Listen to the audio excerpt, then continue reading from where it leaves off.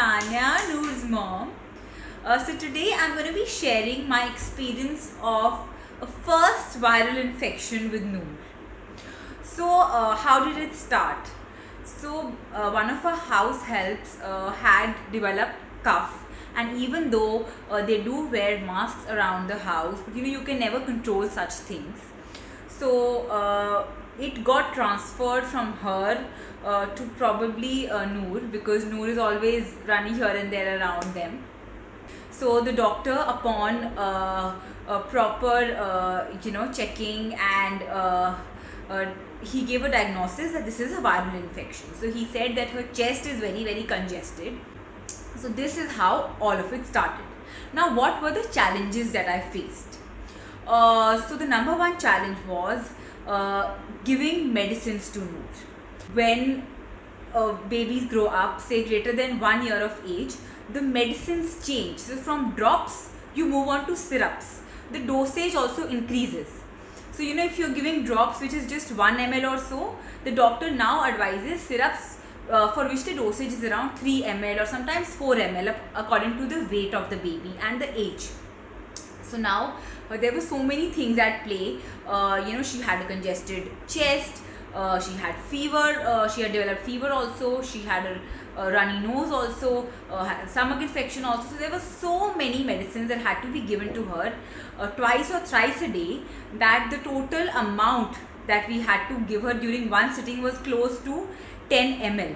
So 10 ml is a lot of medicine, and the problem we were facing is that because her chest was so congested and her throat had become so sore, that the moment she used to take anything inside, she used to just throw it up or take it out. So we were not able to feed her medicines, because the moment she used to taste them, she used to take them out.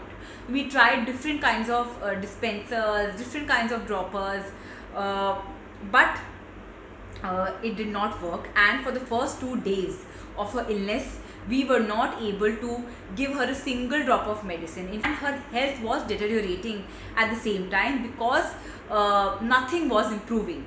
So that was the time when her health really started deteriorating. She started becoming so weak, and she did not even have the energy to stand or walk. She would just fall, if she wanted to stand or walk.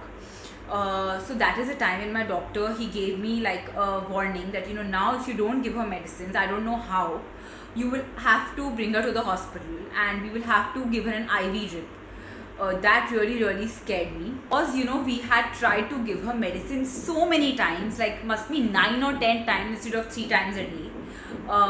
She had become so traumatized by the whole experience that every time I would lay her down or put her down on the bed, she would think that we are going to feed her medicine. So she would cry and howl like crazy, and she would start shivering and shaking out of fear.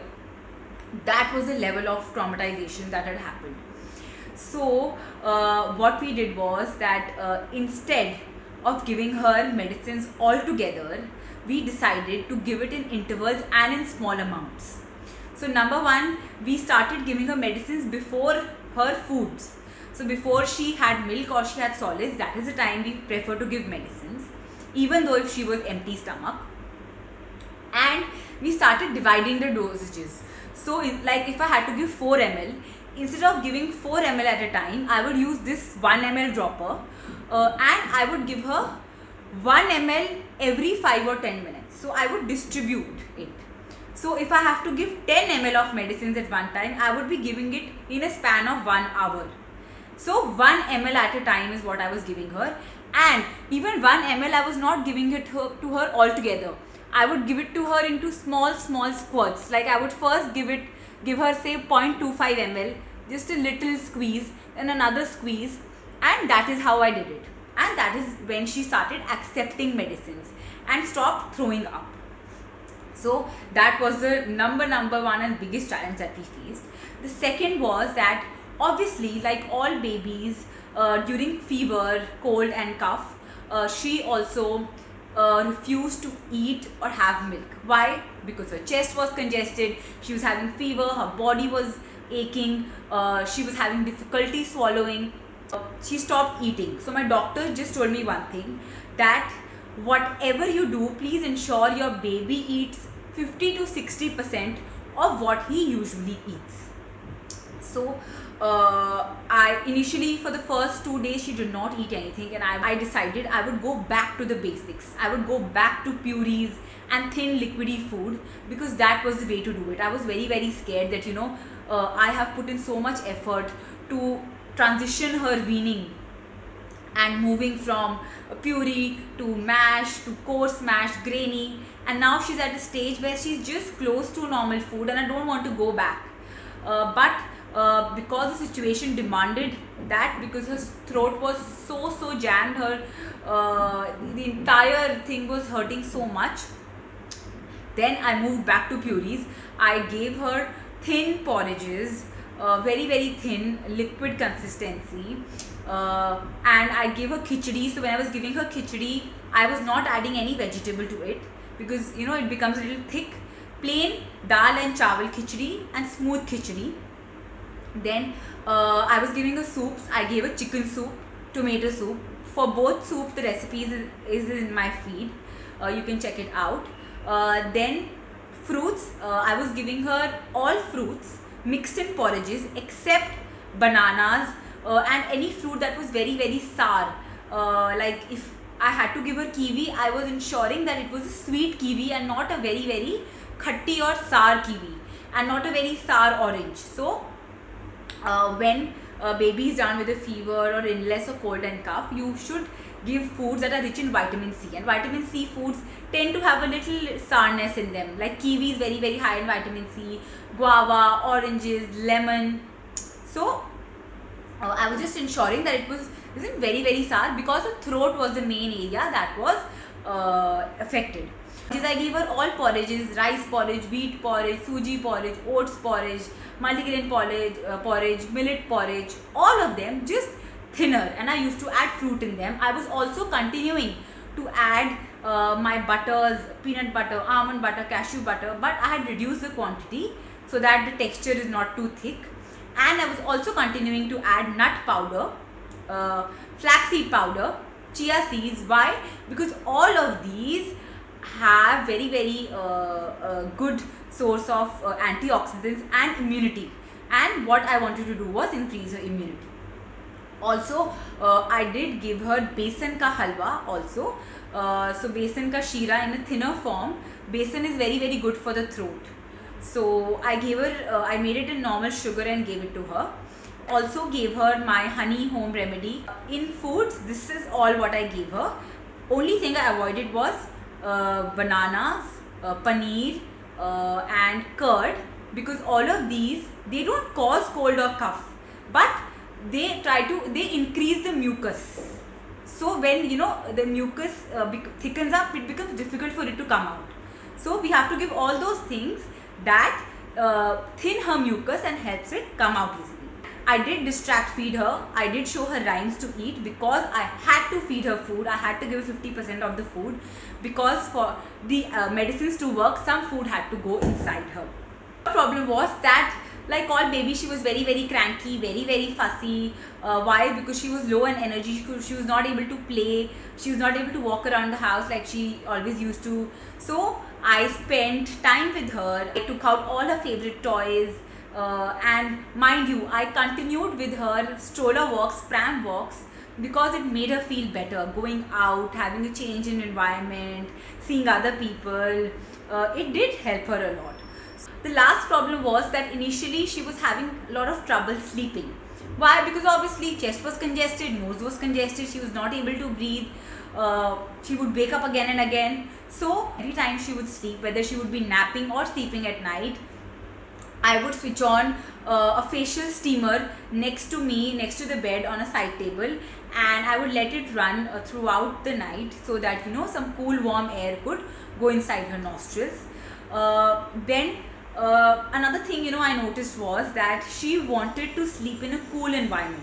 The moment we used to turn off the AC, she used to wake up and become uncomfortable, because the weather outside was very, very hot and humid. So we did switch on the AC, we did keep her in the AC, but she was covered, and We kept the temperature around 23 to 24 degrees Celsius, and we did not make her sleep directly in front of the air. And that made her sleep better. Also, another thing that helped was nebulization. So initially, just like medicines, she got very scared with the nebulizer machine and the whole oxygen, the mask, the nose mask and everything. So what we did was, number one, we removed the extra mask.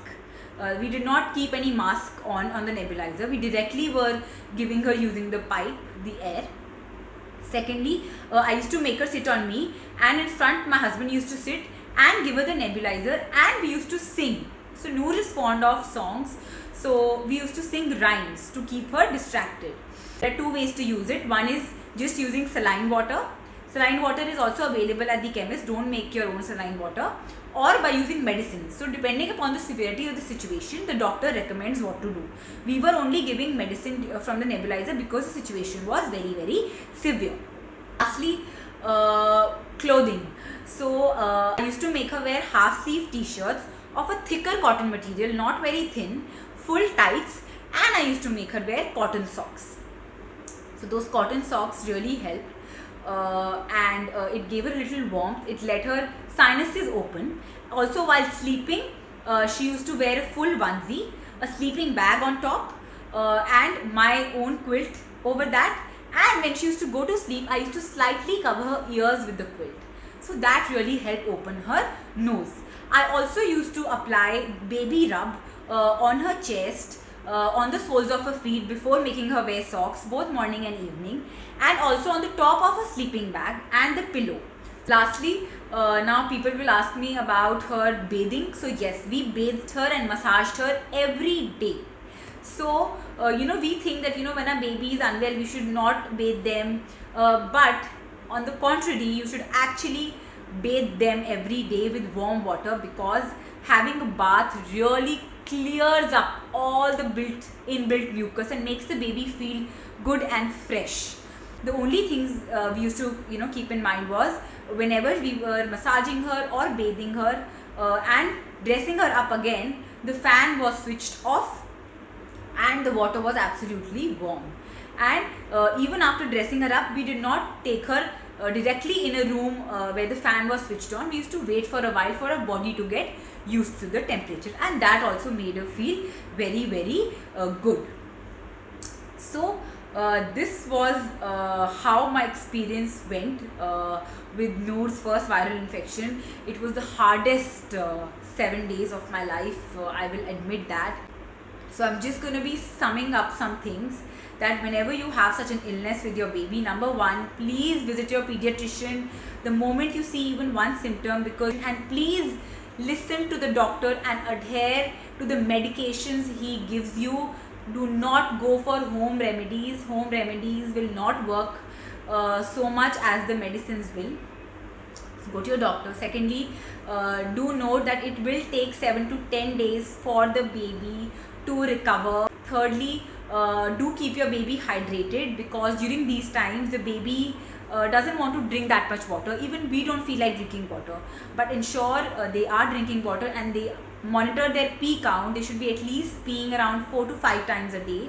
And continue to breastfeed or formula feed your baby, whatever you're doing in such cases. Hydration is very important. So your baby will get cranky, your baby will get fussy, your baby will not eat that much or will start refusing things, but you keep offering, try to make them eat at least 50 to 60%, distract feed them if the need be, because that is the need of the hour. So now that if you're wondering what happened to Noor after 7 to 10 days, so after 7 to 10 days, she started feeling okay. I removed her socks.